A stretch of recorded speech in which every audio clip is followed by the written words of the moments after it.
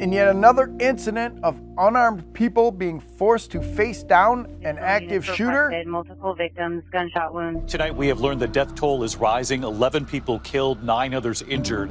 And authorities say the death toll likely would have been higher if it weren't for the bravery of a young man. The owner's son managed to wrestle a gun away from Tran on Saturday, which the sheriff says saved lives. Something came over me.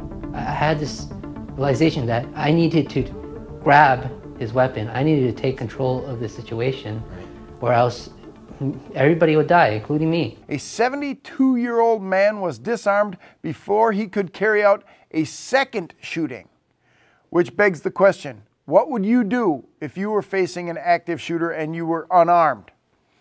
A 72-year-old man opened fire at revelers celebrating Lunar New Year on Saturday night before ultimately killing himself in a brutal spasm of violence that has shattered this majority Asian American city of Monterey Park, California. With a semi-automatic weapon in hand, one that is already banned in California, this gunman killed 10 people and wounded at least 10 more at the Star Ballroom Dance Studio, a place he'd long frequented. He then went to another dance studio in nearby Alhambra, but he was tackled and disarmed by heroic civilians. Private citizens tackled him. He fled that scene and then later died of a self-inflicted gunshot wound when police tried to stop him the next day in his white van. The LA County Sheriff's Department said the suspect went to the Alhambra location after he committed these violent acts in Monterey Park, and then he was disarmed by 2 community members who are considered to be heroes. They saved lives, and this could have been much worse. That sheriff is 100% right. But before we go deeper into this story, let me give you a quick reminder. We have a super secret giveaway going on right now, but it ends really soon. If you want to enter for your chance to win this long distance hole puncher absolutely free, click the link in the description down below.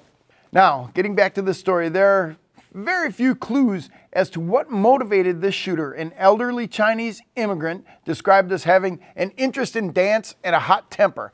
What prompted him to do this?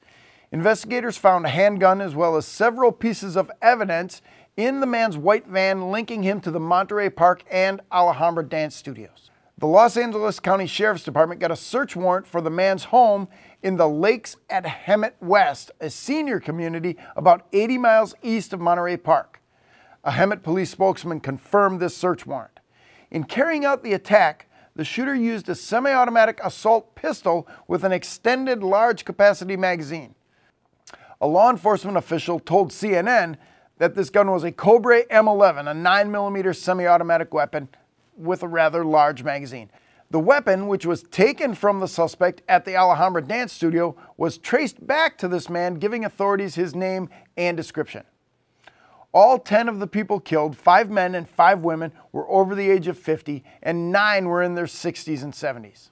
Then, a few miles away in Alhambra, Brandon Say was working the ticket counter of the Lai Ballroom and Studio. He was unaware of the previous massacre when the same gunman entered the business his family had owned for 3 generations.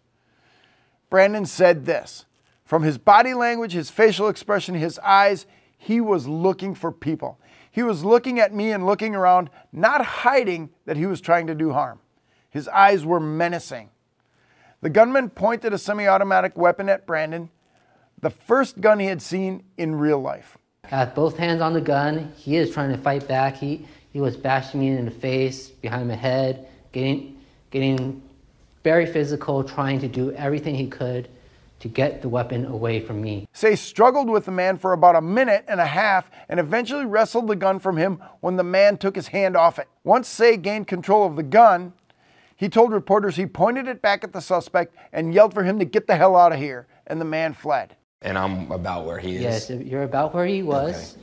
And at this moment, I pointed a gun at him and told him, get away. I'm gonna shoot you. Get out, go.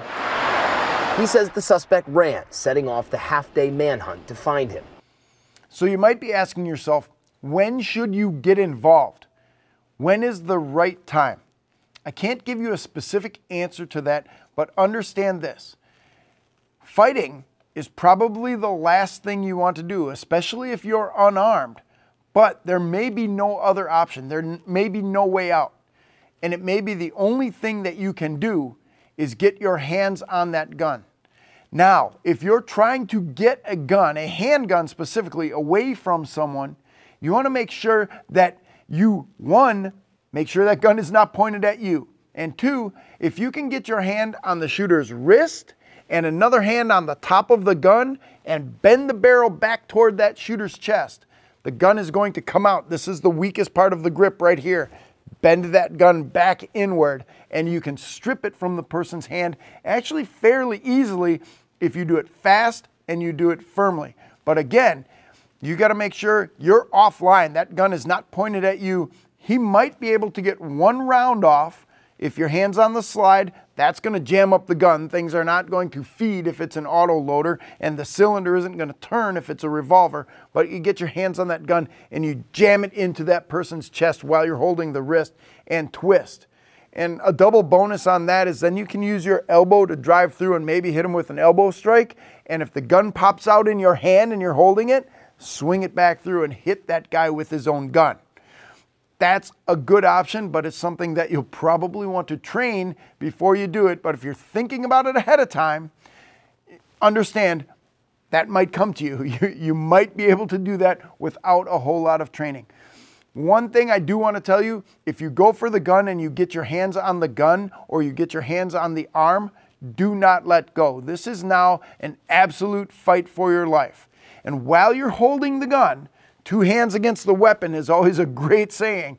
Start using your legs to fight. Knee strikes, trip them to the ground, get them off balance, decentralize them, do whatever you can to get control of that firearm. Again, you're going to be fighting for your life. If you happen to have hands on the gun and you get close enough to, I'm going to say it, deliver a bite, if you can bite somebody on the ear, you're going to get their attention. Trust me. This is absolutely whatever you can do to get that gun away from them. Now, what if you're carrying your gun? What if you're in a place where you can carry your gun and you are? What you need to do is make sure that you are moving. Get to cover if you can, and make sure you get your gun out. Please carry with a round in the chamber. We're still having this debate. People are still sending me messages about how dangerous it is to carry with a round in the chamber. That's not true. Carry your gun fully loaded and ready to fight. That's what police officers do. It's safe to do that. And once you see that danger is there, get moving.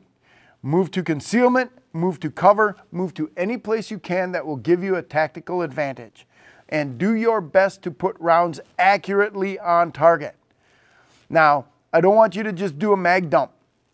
Fire and assess. Fire and assess. I know, high stress situation, you're going to be wondering what's happening. You might not even know, or he might not even react when you're hitting him. So fire and assess and fire and assess. Keep shooting until the threat stops, but once the threat stops, you must stop using force. This is a very dangerous situation, and it's much more dangerous if you have to go into it without your firearm. Understand that good people can stop these things. We just saw it. And I think it's a crime that this young person had to stop this shooting while being unarmed. One question you might have is, if you get control of that shooter's gun, can you use it on him? Can you shoot that active shooter if you have taken away his firearm? Well, my question to you is, do you reasonably believe that was the only gun he had and he has no other way to do you harm? Remember, you can only use deadly force if you reasonably believe that you're facing an imminent threat of death or great bodily harm. Do you believe that? Has this person already killed? Has this person already been shooting and you got the gun away from them after they were already shooting? All of these things are going to play into what happens. But again, you cannot use deadly force legally if you don't believe you're facing an imminent deadly threat. If you get the gun away from him and he puts his hands up and says, I surrender, no, you can't use that gun against him. Hold him for the police to come. If you get the gun away from him and he goes to his pocket or his belt line or some other location like that, and you reasonably believe he's going for another weapon, then yes, you can use deadly force. You can use your gun against him. But it's all going to be dependent on the circumstances, and the word we use is the totality of the circumstances. Everything that you knew when you knew it, and what a reasonable person would believe in that situation. If you're at the scene of a situation like this, and more importantly, if you're involved in a situation like this, want to make sure that you are the one calling the police as soon as it is safe to do so. Other people will probably already be doing that, but once you get the gun away, once the threat is stopped, whatever is happening, when you are safe to do that, call the police. They're going to arrive in force. A lot of cops are going to be coming if you call and you mention active shooter. That's going to happen. Make sure that you are safe for their response, that you are ready to follow police instructions. Don't try to explain anything. Let them take over and secure the scene and let them make sure everything is safe. And then you can start making your statement if you want to. Again, I would suggest making sure that you consult with your attorney when someone starts asking you guilt-seeking questions, but certainly there are going to be witnesses there who said what you did and said what he did, and you can tell the police, I will make a full and complete statement after I've spoken to my attorney. There's some evidence over there, here's some evidence right here, this is the gun I took away from that guy, and then stop talking, because you don't want to say anything that you might end up contradicting later as you come down from the adrenaline surge that brought you to that situation. I mean, think about this. This is the most deadly time in your life. This is going to be scary. You're going to be filled with adrenaline, and you need a chance to decompress before you start making statements. Now I'm going to close with this. This active shooter situation, this rapid mass murder, happened in a state with some of the strictest gun laws in America. Gun laws do not stop active shooters. Brave people who are capable of taking action stop active shooters. Typically, the killing continues until the first armed person fights back against the active shooter. And that's exactly what happened in this case. He killed 10 people, he wounded 10 more, he went to another location, and somebody finally fought back. Sadly, that person had to fight back without a gun because he didn't have one. He did the best he could with what he had. If you are authorized to carry a gun, you should carry one every place you can legally do so. You need to be ready because the only thing that's going to stop these people is the threat of armed response. It's a true story of self-defense. We interviewed an armed Lyft driver who was carjacked to help answer these questions. Should I carry a gun while driving? And what does a carjacking actually look like? Just click the video next to me to watch this must-see interview.